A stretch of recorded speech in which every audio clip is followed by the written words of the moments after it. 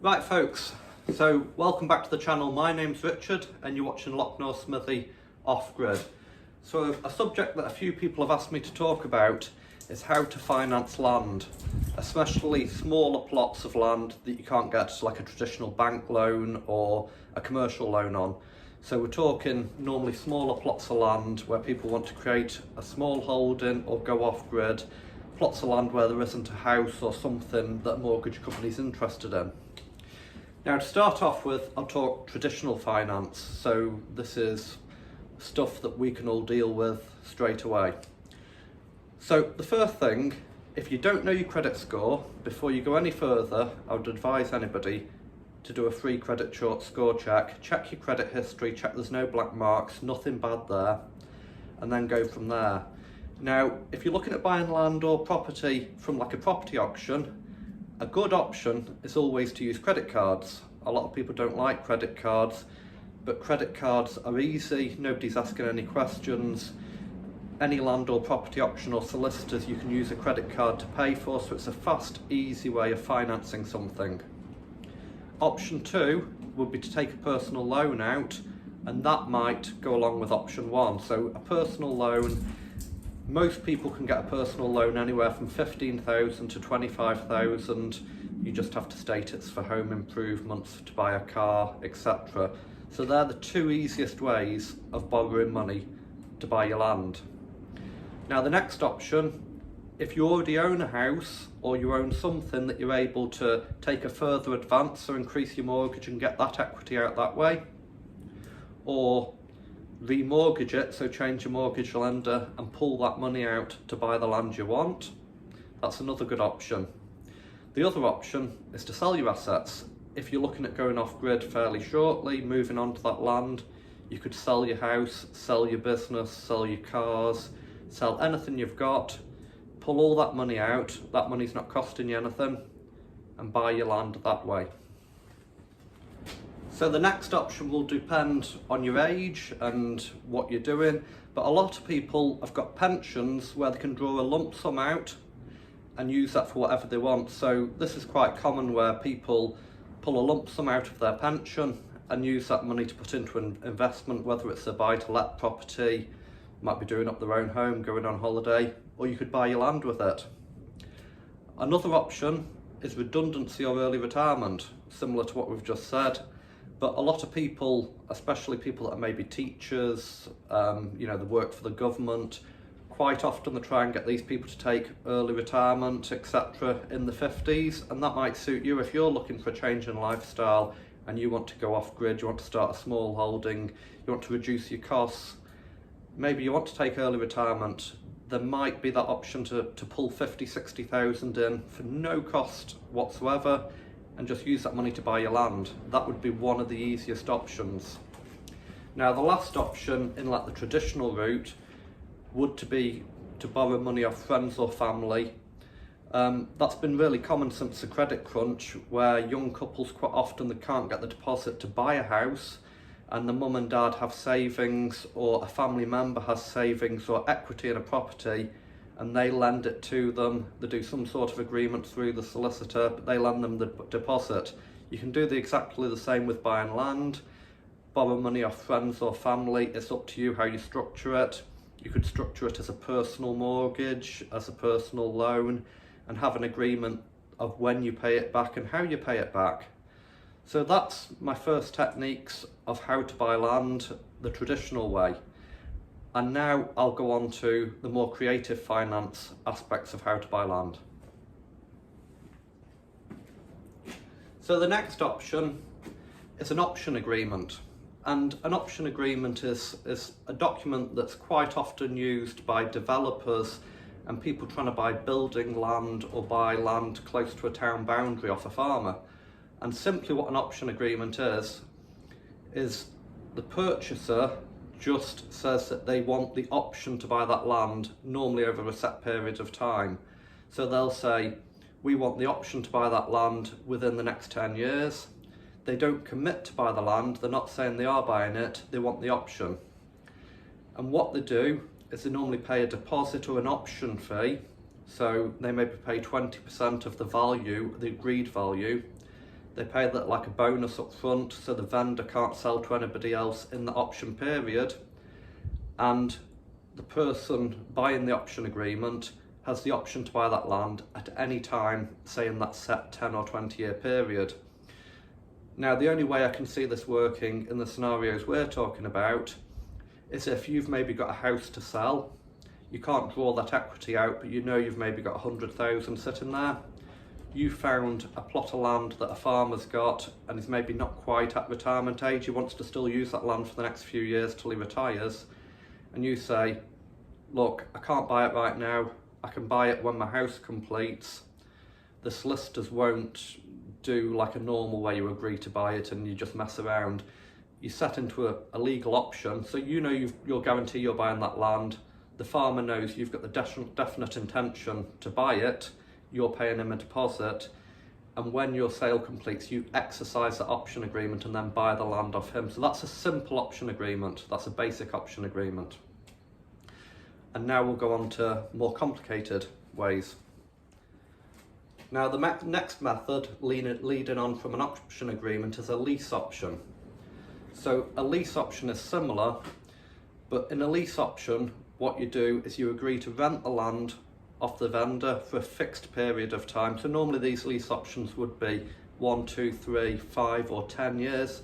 So you agree to purely rent the land, so you pay market value rent, and at the end of the period, you agree to buy it. You're not 100% committed to buy it because it's just an option. It is a contract, but you're not totally committed. You just have the option to buy it at the end of the contract. With a lease option, normally what you do is you normally pay a deposit, so you pay say 20% of the value up front, you rent for a fixed period of term, and at the end you exercise your option agreement and you then purchase it. That would work similar to the situation we've just spoken about if you've maybe got equity somewhere else or you've got inheritance money, or you maybe got redundancy money coming, or you know you've got a fixed sum coming in a period of time. So you get control over the land by renting it and using the option, and you can start building up your business, prior approval, all the other things we've spoken about in the other videos. And then you know you've definitely got the option to purchase it. So the vendor is committed to the fact that you can buy it off him, so they're not going to pull out once you've put investment into that land. So that is a lease option agreement. Now the next option is rent to buy, and these are all very similar, but they're just different takes on the same sort of theory. So rent to buy is not an option. It's where you're definitely buying the land, but what you do, you pay a deposit up front, say 20% of the value. You're renting the land for a fixed period of term, either 5 or 10 years, and you're paying rent, but you're paying an additional sum each month to reduce that amount that you owe. So say you're buying land at 100,000, you pay 20,000 up front, and then you're paying a monthly rent, and you work out those payments, so you're paying so much a month to reduce what you've got to pay at the end, and that is what rent to buy is. It's quite often used like in property situations where landlords are buying a property off another landlord, or the first time buyers trying to get on a step on the housing ladder. So that's rent to buy. Now the final scenario I've got here, before we talk about other things such as adverse possession, is a private mortgage. Now the difference between lease options and like rent to buy and then a private mortgage, they are actually totally different. A private mortgage is where somebody grants you a mortgage, so the title deeds get transferred into your name at the start, and then you pay that mortgage up over a period of time, say 10 or 20 years, and the person granting the mortgage, so the vendor, grants you a mortgage, but they retain a charge on the land. So if you default on those payments, they can repossess the land off you. Now, the difference with this is it can be quite good because you have the title deeds at the start and the vendor still retains control over the property. If you're looking at buying that land and then maybe raising finance to pay them out, you own it from the outset, so there's sometimes mortgage companies won't grant you a remortgage unless you've owned a property for 6 months, 12 months, so many years, to know that you're not just pulling a scam to draw equity out of it. So a private mortgage, you can't be charged interest on a private mortgage. So to incentivise the vendor to grant that private mortgage, normally you'd pay a higher price for the land. So you'd maybe pay 20% above market value, and you'd pay a deposit, and then you'd pay for that monthly. The difference is with a private mortgage, you're not paying rent every month, you are just paying monthly mortgage payments, and you're not paying interest because the vendor isn't registered as like a lender with the Consumer Credit Act. They are not legally allowed to charge you interest. So it's basically an interest-free mortgage from the vendor over a set period of time, normally with a deposit, and at the end of those payments you own it.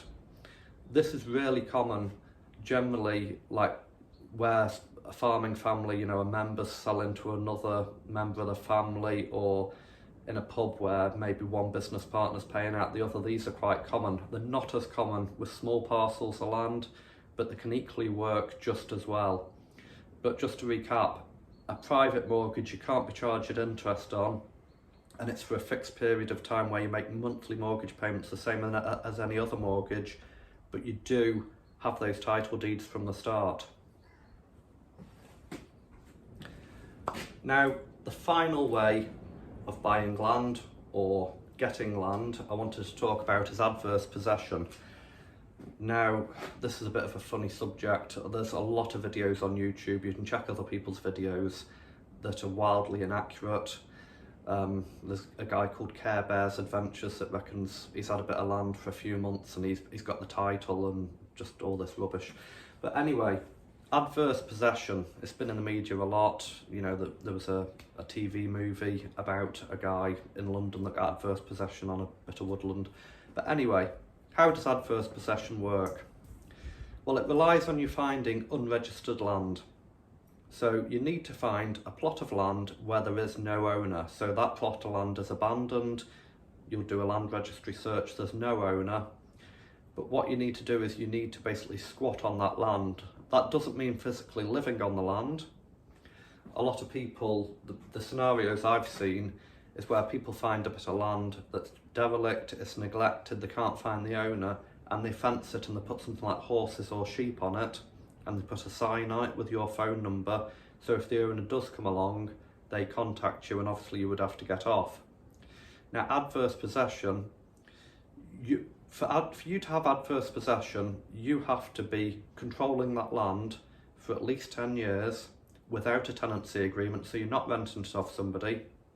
So you have to control that land for at least 10 years, and you have to act as if you're the owner. So when you go to court to try and claim adverse possession at the end of your 10-year period, you need to prove what you've done. So it's a bit like getting a certificate of lawfulness. You need to prove you've done everything along that timeline. So everything from taking a photo of yourself at the land at the start, maybe charting your progress on YouTube or Facebook, photos of you fencing the land, keeping the receipts for fencing materials, possibly you pay a builder to build a field shelter or tow a static caravan on. You need to keep all that evidence to prove that you've had exclusive control of that land for 10 years. It then gets even more complicated because you have to go to court, and then there's generally a 2-year period, a 2-year window where you claim possession, but you only get like a temporary title, and if the owner came along in those 2 years with his copy of the title deeds and proved that you haven't had exclusive possession of that for 10 years, you would still be chucked off. So it's quite an unreliable way of doing it. Most of the scenarios where you hear about adverse possession working is where there's boundary disputes, where somebody's moved their garden fence 40 years ago and they've got proof from Google Maps that they did it, and they're trying to claim that little bit of land, or they're trying to claim an alleyway up the side of a house. In large scale, like land farming, woodland operations, you don't hear of adverse possession a lot. There's a few urban myths, there's a few people doing videos on YouTube saying that they've done it, but a lot of these people have only been been on the land a couple of years, so I just can't see how they've had it for 10, 12 years. But nonetheless, adverse possession is a way of getting land. You see it a lot, in towns where people are squatting with horses and stuff. I don't know how many of these people end up getting a full title at the end of it, but that's adverse possession. If anybody wants me to do a longer video on adverse possession, it's a really long subject. It would be probably 20 minutes long. I can run through all the processes of getting adverse possession on unregistered land. You can also get adverse possession on registered land where there is a title holder but they're not in occupation, but it's really difficult. So that basically is all the ways of buying land with little money, no money, creative finance. A lot of these methods, they don't just work for land. What you find is a lot of up and coming property entrepreneurs, I know that's a different subject to this, but you find a lot of people that have no money and they're starting out in a property career and they're wanting to buy cheap properties.